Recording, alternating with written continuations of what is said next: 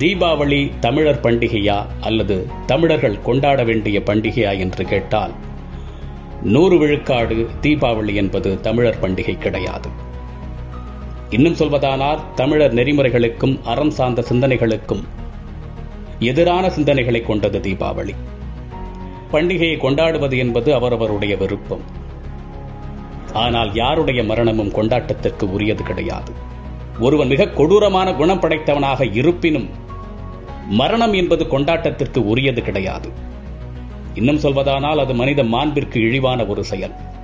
எடுத்துக்காட்டாக சில ஆண்டுகளுக்கு முன்பு ஒரு பெண்ணை பாலியல் வன்கொடுமை செய்து எரித்துக் கொன்ற கயவர்களை காவல்துறையினர் சுட்டுக் கொன்றார்கள். வரவேற்கத்தக்க நிகழ்வுதான்.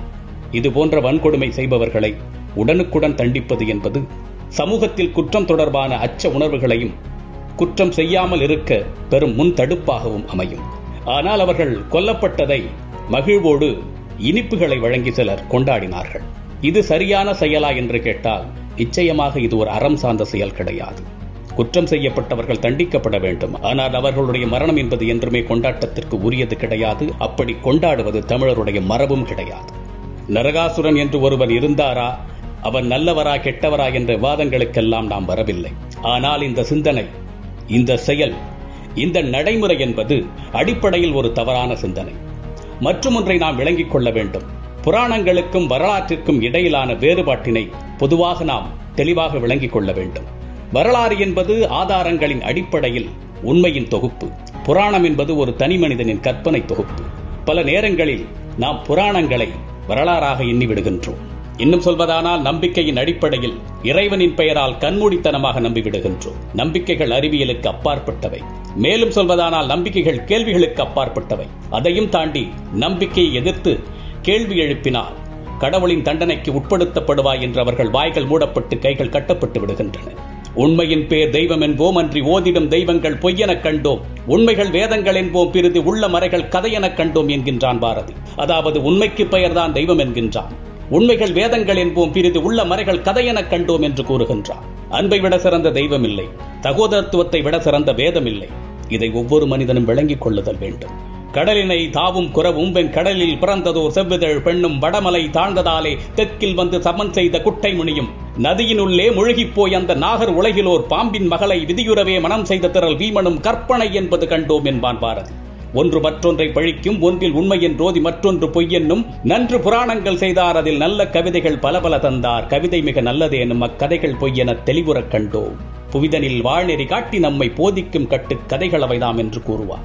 நாம் முன்பே கூறியது போன்று இதிகாசங்களும் புராணங்களும் ஒரு தனி மனிதனின் அல்லது ஒரு சமூகத்தின் கற்பனை தொகுப்பு. அதை மையப்படுத்தி ஒரு அறிவார்ந்த சமூகம் ஒரு நிகழ்வை செய்வது என்பது சற்று யோசிக்கக்கூடிய ஒன்று. என் அன்பு தமிழ் சொந்தங்களே, உங்களிடம் நான் ஒரு கேள்வியை முன்வைக்கின்றேன். இதற்கு நீங்களே உங்களது அறிவை கொண்டு விடை தேடுங்கள். இதிகாச புராணங்களில் கூறப்பட்டுள்ள தெற்கில் வாழ்ந்த வானர கூட்டம் என்பது யார்? யாரை அவர்கள் வானரங்கள் என்று, அதாவது குரங்கு கூட்டங்கள் என்று குறிப்பிட்டார்கள்? வடக்கிலிருந்து தெற்கு நோக்கி அவர்கள் வந்தபொழுது இங்கு எந்த மன்னருமே ஆட்சி புரியவில்லையா? இங்கு முழுவதும் குரங்கினங்கள் தான் நிறைந்திருந்தன என்றால் அங்கு வாழ்ந்தவர்கள் தான் குரங்கினங்களா? அப்படியாயின் இப்பொழுது அவர்களுடைய வழித்தோன்றர்கள் யார்? யார் அவர்கள்? இதற்கு உங்கள் அறிவை கொண்டு விடை தேடுங்கள். நாம் எங்கு நிறுத்தப்பட்டிருக்கின்றோம் அல்லது என்னவாக சித்தரிக்கப்பட்டிருக்கின்றோம் என்பது நமக்கு நன்றாக விளங்கும். ஒருவன் அடிமை என்பது கூட குற்றமல்ல. தான் அடிமை என்பதையே உணராத ஒருவனுடைய சிந்தைதான் மாபெரும் குற்றமுடையது. நடக்க தெரியாதவனுக்கு நடைவென்று எப்படியோ அதுபோன்றுதான் உலக வாழ்வை தொடங்கும் ஒரு குழந்தைக்கு உருவ மற்றும் இறை வழிபாடு. ஆனால் வாழ்நாள் முழுவதும் அந்த நடைவண்டியை பற்றி தான் நடக்க வேண்டும் என்பது எவ்வளவு பெரிய முட்டாள்தனமோ அதுபோன்ற முட்டாள்தனம்தான் இவற்றையெல்லாம் பற்றி நடப்பது. நெஞ்சகமே கோவில், நினைவே சுகந்தம், அன்பே மஞ்சன நீர், பூசை கொள்ளவாராய் பராபரமே என்று கூறியதுதான் நம்முடைய தமிழர் வாழ்வியல். நட்டகல்லும் பேசுமோ நாதன் உள்ளிருக்கையில் சுட்ட சட்டி சட்டுவம் கரிச்சுவை அறியுமோ என்று கூறியதுதான் நம்முடைய சித்தர்களின் வாக்கு. வையத்துள் வாழ்வாங்கு வாழ்பவன் வானுரையும் தெய்வத்தில் வைக்கப்படும் என்று கூறியதுதான் நம்முடைய வள்ளுவம். பிறப்புக்கும் எல்லா உயிர்க்கும் என்ற சிந்தனையும் பிறப்பின் அடிப்படையில் பேதங்கள் உண்டு என்று கூறும் சிந்தனையும் எப்பொழுதும் ஒன்றாக கலந்துவிட முடியாது. தமிழா, யாரோ ஒருவனின் பன்னெடுங்கால திட்டங்களில் உன்னை நீயே மாய்த்து கொண்டு விடாதே. கேளிக்கை கொண்டாட்டம் என்பது மட்டும் வாழ்க்கை அல்ல. இங்கு நிகழும் பல சம்பவங்கள் நிகழ்த்தப்பட்டவை என்பதை மறந்து விடாதே. திட்டமிட்டு நிகழ்த்தப்பட்டவை என்பதை மறந்து விடாதே. அவர்களின் திட்டமிடப்பட்ட வட்டங்களில் ஏதாவது ஒரு விதத்தில் நீ சிக்கிக் கொள்ள வைக்கப்படுகின்றாய். நீ சிக்கியது கூட தெரியாமலே அதை கொண்டாடி கொண்டும் இருக்கின்றாய். நீ எந்த விழாவை கொண்டாட வேண்டும், எந்த தெய்வத்தை வணங்க வேண்டும், எந்த உணவை உட்கொள்ள வேண்டும், என்ன உடை உடுத்த வேண்டும், எந்த கல்வியை கற்க வேண்டும், எத்தனை மணிக்கு திரைப்படம் பார்க்க வேண்டும் என்பதை எங்கிருந்தோ ஒருவன் முடிவு செய்கின்றான். அது சரியா தவறா என்பதை கூட நீ யோசிக்காமல் வாழ்ந்து கொண்டிருக்கின்றான். யோசி. அறிவு என்பது யோசி